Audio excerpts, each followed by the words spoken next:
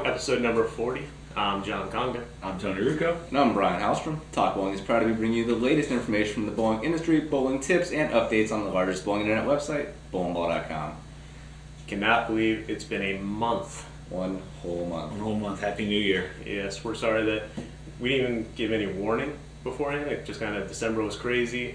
We kind of... Yeah, I think our last one was like November 22nd or something. Yeah, around that time. 20th or something. But the holidays always get really busy for us, so we unfortunately don't take the time to shoot like we should. We didn't go away completely. So we We're hope, still here. we hope you had a good Thanksgiving, Christmas, and New Year's. Ah, yes. All three of them. All three of them. And There's other holidays there's in there other- too, yeah. Yeah. Well, my Kwanzaa, bad. Hanukkah. I'm sure there's others too. When's Rosh Hashanah? I have no clue. Okay. If it's in December, happy Rosh Hashanah. I am not good with holidays in any sort. So People we get figured, out like that. nah, probably not. That's all right though. Okay. They'll figure it out.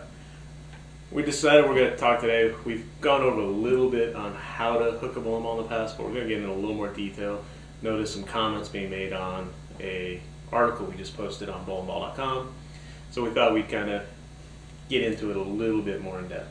Yeah, just a little. It's a subject that I don't think we could touch on this short of an episode and go into full detail, but Right. we'll kind of give you some of the basics. I was thinking making sure you know how your hand's supposed to come out of the ball in order to get the ball to curve. Yep. And go over some of the other things. You see people doing some things sometimes to get the ball to hook that isn't always the best way to go. So we figured we'd touch on that a little bit.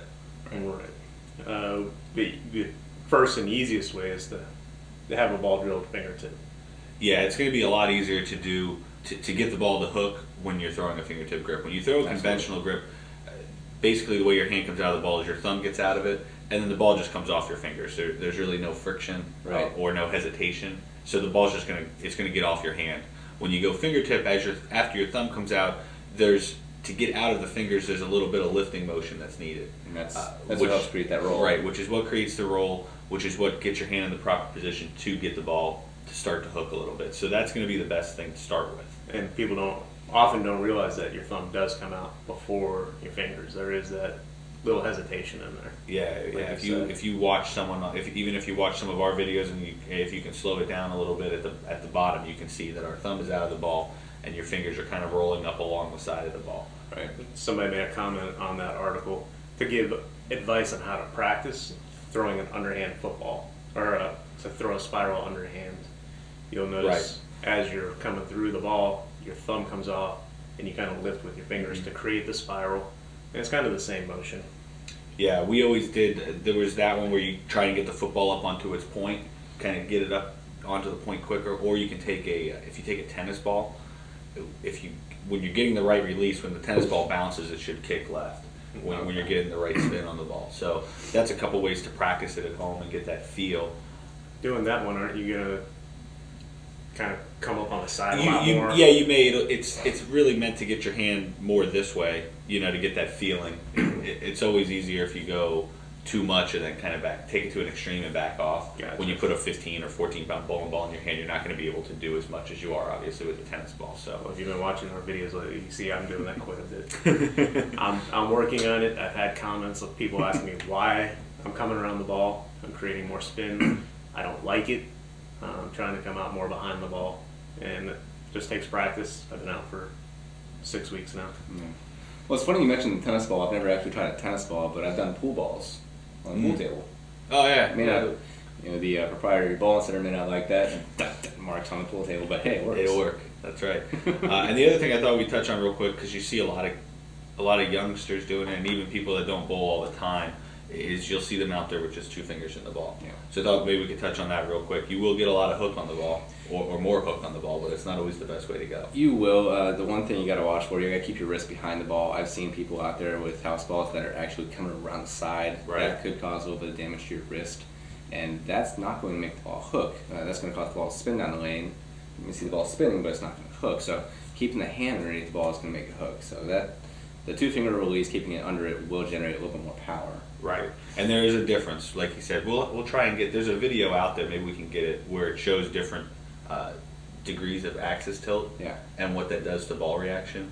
that may be something good to show, because there's a difference between spinning and rolling the ball properly to get hooked. I would like to see that too. So we'll see if we can get that on and get a link. If not, we'll create it. There you go. All right. If you have any other questions about this, let us know. You can email us questions@talkbowling.com. Leave a comment on this episode of talkbowling.com, or Twitter us, twitter.com/talkbowling.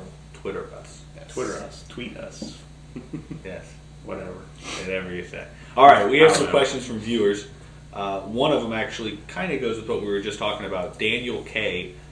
Will I be able to find my positive access point using a house ball with no thumb, and then translate it over to a ball that I'm getting drilled fingertip using his thumb? And the answer is no. If you find your access point using any ball with no thumb, there's no way your access is going to be the same Right. when you put your thumb in the ball. Your release, it just can't. You can't mimic that release, No. and that's what gives you your access point. So the answer there is no. I think his email was a little more detailed. I think he's getting his first fingertip ball drilled. Okay. Usually what we do, you just use a generic, there's a safe area on the ball to drill the ball. It's a generic positive access point type of thing. And so your first ball, they probably use that, and then you find your access once you get your release down. So Right. That, or you can also find, we have some pretty cheap bowling balls that you can buy, drill, yeah, if you wanted to go that route to find it first. before you spend $100 on a ball. If you Right. really want to drill it specifically, based on your positive access point, you can downgrade, get a cheaper ball, use it to practice, learn your release first, build consistency, and then step up. Yeah, because your positive access may change. If it's your first fingertip ball, Absolutely. the access that you find today may not even be the same you find in a month once you get a little bit more consistent. So don't use that access.